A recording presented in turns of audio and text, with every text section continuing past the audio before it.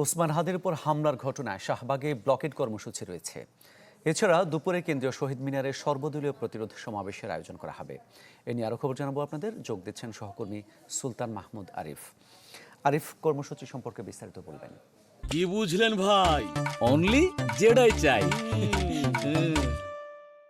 মামুন, আজকে বলা যায় দিনভর যে ইনকিলাব মঞ্চের মুখপাত্র ওসমান হাদি, তার উপর যে গুলি করে তাকে হত্যা চেষ্টার যে বিষয়টি, এই জন্য কিন্তু আজকে দিনভর বিভিন্ন সংগঠন, বিভিন্ন রাজনৈতিক সংগঠন থেকে শুরু করে সবারই নানাবিধ কর্মসূচি রয়েছে। তোর মধ্যে জাতীয় ছাত্র শক্তি আজকে সকাল 11টা নাগাদ তাদের যে শাহবাগ ব্লকের একটি কর্মসূচির ঘোষণা দেওয়া হয়েছে এবং পাশাপাশি ডাকসু নেতৃবৃন্দ অনতিবিলম্বে যেন অবৈধ অস্ত্রগুলো উদ্ধার এবং এর পাশাপাশি যারা এই হত্যার সাথে জড়িত তাদেরকে যেন আইনের আওতায় আনা হয়, সেই দাবিতে মূলত তারা যে স্বরাষ্ট্র উপদেষ্টার কার্যালয় ঘেরাও কর্মসূচি, সেই কর্মসূচিরও ইতিমধ্যে ঘোষণা দিয়েছে।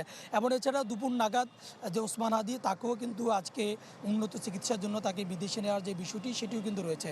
এছাড়া ওসমান হাদিকে হত্যার সাথে জড়িত একজনের নাম উল্লেখ করে, অর্থাৎ যে ফয়সাল, যিনি মূল শুটার, তার নাম উল্লেখ করে পল্টন থানায় তার পরিবারের পক্ষ থেকে একটি মামলা করা হয়েছে এবং এই ঠিক মামলাটি তার পরিবারের কোন সদস্য করেছে বা তাকে এটি নিয়ে অগ্রগতি কী, সেটি নিয়ে কিন্তু পুলিশের পক্ষ থেকে ব্রিফ রয়েছে এবং সংবাদ সম্মেলন করে পুলিশের পক্ষ থেকেও মামলার বিষয়ে অগ্রগতি সম্পর্কে জানানো হবে।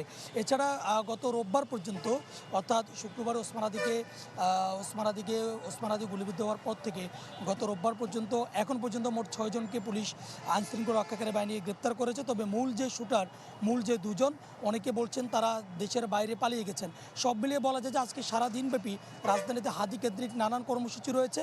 কর্মসূচিগুলো শুরু হলে নতুন করে তথ্য দেওয়া যাবে। বিশেষ করে শাহবাগে যখন ব্লকেট শুরু হবে তখন এখান থেকে নতুন করে তথ্য দেওয়া যাবে। জি, অনেক ধন্যবাদ আপনাকে। নিশ্চয়ই পরবর্তীতে আমরা প্রয়োজনে আপনার কাছে ফিরব। দর্শক, শাহবাগ থেকে জানাচ্ছিলেন সহকর্মী সুলতান মাহমুদ আরিফ।